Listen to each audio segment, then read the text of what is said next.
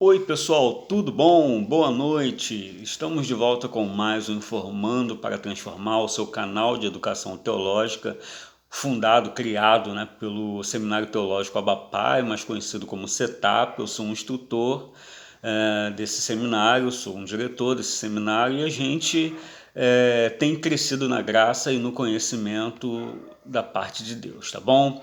Estamos com a nossa disciplina de seitas, heresias ou heresias, heresias, heresiologias, melhor dizendo, ou religiões comparadas. E hoje a gente vai estar falando um pouquinho aqui das heresias cristológicas e a gente está dando seguimento porque paramos em um certo movimento. Agora a gente vai entrar no movimento montanista, tá? Vamos estar falando um pouco de montanismo e eu peço que você anote o máximo que você puder, tá bom? Porque, lembrando, a gente tem as nossas avaliações, tá bom? Então, montanismo foi fundado por Montano, tá? Na Ásia Menor, tá bom? Na Frígia, por volta do século II, vamos dizer que aí 156, 157, é uma data um pouco discrepante, tá bom? Eusébio de Cesaré é um historiador da igreja, tá? No primeiro século, ele vai dizer que por conta disso, essa heresia, ela tem um nome, ela toma um nome de heresia frígia, tá bom? Então, isso aí é um pouquinho da introdução aí do nosso montanismo, tá? Esse movimento ele se caracterizou como a volta do profetismo, isso é importante, pretendendo revalorizar elementos esquecidos da mensagem da igreja, tá? Da igreja cristã primitiva, propriamente dito. E, sobretudo, tinha a esperança escatológica, né, pessoal? Então, propunha um rigoroso ascetismo, que esse ascetismo ele não é nada mais, nada menos do que uma mortificação voluntária da carne, lembra disso? Então isso é importante anotar, tá bom? Então, visando a preparação para o grande finale, um movimento que se preparava para o momento final, haja vista que eles tinham essa esperança escatológica, tá bom? Preceituando-se a castidade, tá? Durante o casamento, proibindo-se a segunda núpcia, tá? Uma série de coisas. Uma coisa também importante, que eles instituíam um jejum durante 2 semanas por ano e a xerofagia, tá? O que seria essa xerofagia? Seria um consumo de alimentos secos e o não consumo de carne, tá? Então a xerofagia seria nada mais, nada menos do que isso. É importante, tá, pessoal? Então eles negavam a absolvição aos réus de pecados graves e uma série de questões, tá? As mulheres elas eram obrigadas a estarem com véu, tá? Nos momentos assim dos seus ofícios, no momento das suas funções sagradas, e a gente percebe aí que há uma heresia atual, né? Uma seita atual, melhor dizendo, seita, grupo, né? Que importou daí do montanismo essa ideia do véu, tá? Então isso é legal a gente pensar nessa possibilidade, tá? Os montanistas eles viviam separados da igreja ortodoxa, aquela igreja que a gente ensinou lá na aula de ortodoxia, tá? Então denominavam-se como pneumáticos, ou seja, inspirados pelo sopro de Deus. Então você já vê aí uma preconização de uma jactância, né? de um exclusivismo e de uma vanglória, de uma vaidade, de pessoas que são os escolhidos de Deus, né? Então você vê que, segundo essas máximas, eles eram que detinham o sopro, a revelação, a ideia, a visão, o querer, o propósito de Deus, tá? Em oposição aos demais cristãos, consideravam psíquicos, tá? Ou racionalista. Então já vi aí a ideia do montanismo, tá bom, pessoal? Então a gente agora parte para o subordinacionismo, que é muito interessante também, que eles acreditavam que Jesus era subordinado ao Pai, tá? Isso, uma crença primitiva de que Jesus Cristo era subordinado ao Pai, tá? O Pai em essência e o Espírito ao Filho, tá? Então você já vê aí uma heresia já sendo criada aí. Esta ideia não é aceita hoje pelas igrejas ortodoxas, né, pessoal? Então haja vista que a igreja ortodoxa aboliu essa ideia, tá? Categoricamente, pois contrariam a doutrina da Trindade, tá? Então a doutrina da Trindade, você percebe aí a divindade de Deus, propriamente dito, a primeira pessoa, né? A divindade de Cristo, né? A segunda pessoa, a divindade do Espírito, tá? Então não tem essa questão de subordinação aí imperando nesse quesito, tá? Então a gente parte agora para Nestório, né? O nestorianismo, fundado aí por esse camarada, Nestório, um patriarca da igreja de Constantinopla, na metade do século V. Por quê? Porque foi instituída por volta aí de 375 a 451. Então já permeando aí para o século V, tá? Depois de Cristo. Seu objetivo era expurgar heresias na região de seu controle, tá, pessoal? Então, encontrou problemas em expressar sua cristologia, porque naquela época já existiam ideias divergentes sobre a natureza de Cristo, tá? Então a gente vai ver uma coisa legal, tá? Legal porque é conhecimento. Quem influenciou esse camarada foi Teodoro, com as seguintes doutrinas, com as seguintes propensões aqui, tá?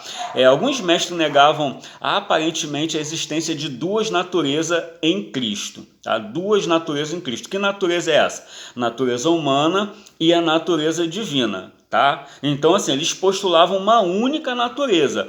Outros afirmavam, como Teodoro, que é a máxima que a gente vai pegar aqui, de Mopsuestia, que negavam a residência essencial do Logos em Cristo. Negava a residência essencial, ou seja, a essência do Logos em Cristo, concedendo somente a residência moral. Olha só, pessoal. Então, assim, que o entendimento deveria partir da completa humanidade de Jesus.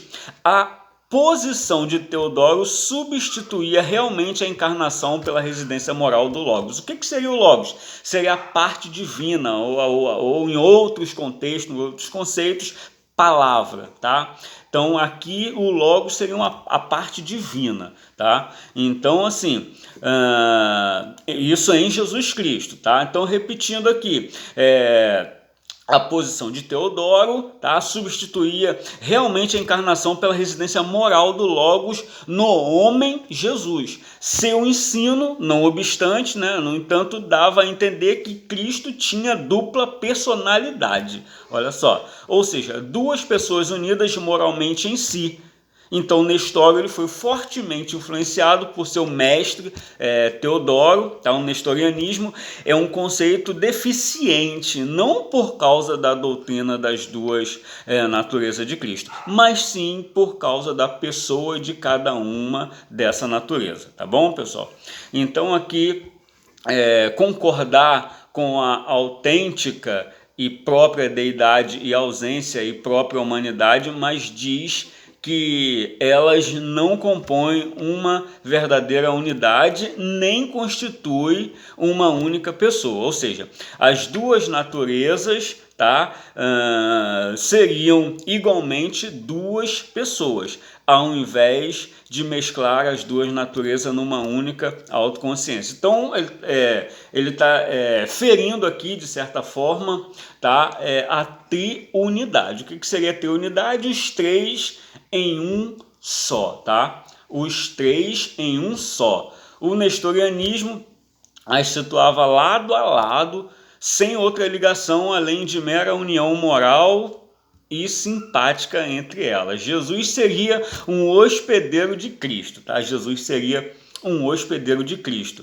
Nestor, ou Nestório, foi vigorosamente atacado por Cirilo, tá? O patriarca de Alexandria, sendo condenado pelo Terceiro Concílio de Éfeso em 431, tá? Então, a gente parte aqui agora para apolinarianismo, tá? Que seria de Apolinário, tá? Tem esse nome óbvio por causa de Apolinário, e este era um bispo de Laodiceia, tá? E ensinava que o Logos isto é, a alma divina de Cristo tomou o lugar do espírito humano de Cristo, ou seja, o Logos, lembra que eu falei, a parte divina, tomou o lugar do espírito, ou seja, tira o espírito humano e entra o Logos. Então, a gente já vê que foge totalmente aí de qualquer possibilidade de crédito.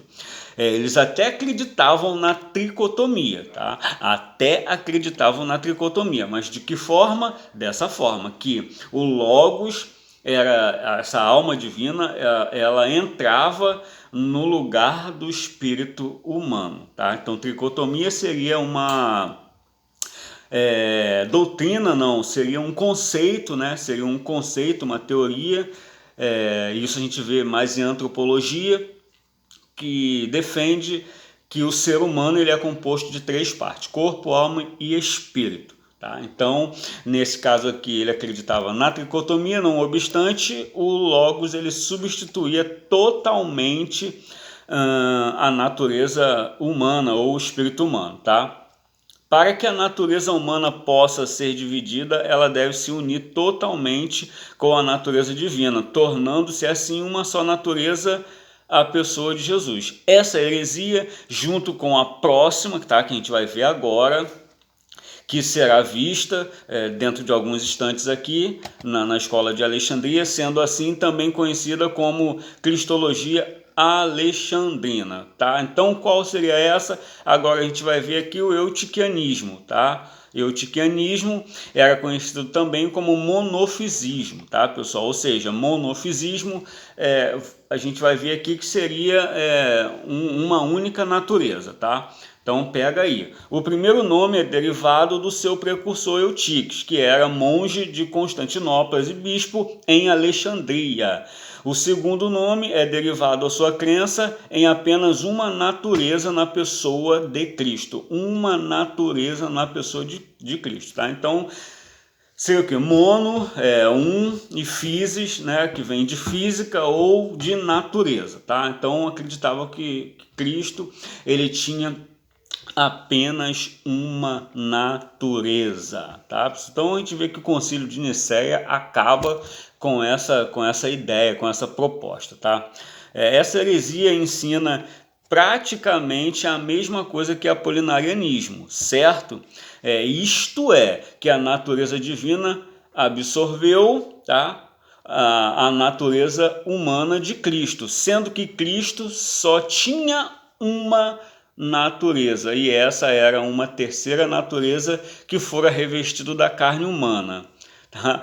Esse é o ponto diferencial de apolinarianismo, o ensinamento de que a natureza divina de Jesus não era totalmente divina, e nem a natureza humana era totalmente humana. Sendo assim, juntaram-se as duas naturezas e resultou em uma natureza única e mista. Então aqui a gente parte para essas ideias do 50% homem e 50% Deus, somando tudo, aí daria o 100%, ou seja, em um momento era Deus, em um momento era o homem. Em um momento manifestava Deus, em um momento manifestava o homem. Então, essa doutrina, essa teoria, ela fere o 100% homem e o 100% Deus na ideia de 325, tá? Lá do Concílio de Nicéia, da homoousia, tá? Da consubstanciação, tá? Do Filho, tá bom, pessoal? Então fica aqui essa finalização dessas teorias, dessas heresias cristológicas, tá? E a gente agora vai voltar a falar sobre voltar no sentido porque a gente pulou, e agora a gente vai começar a falar sobre os ismos do pensamento humano. Aí a gente vai encerrar a nossa disciplina, e aí matéria dada, matéria cobrada. Que Deus abençoe a todos em nome de Jesus.